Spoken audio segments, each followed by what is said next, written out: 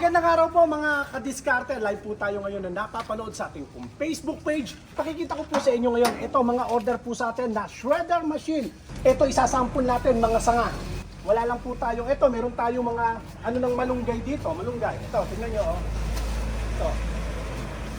Mga sanga ng malunggay, mga damo, mga sanga, mga dahon. Kaysa sunugin po natin, pwede po natin yung maging organic fertilizer.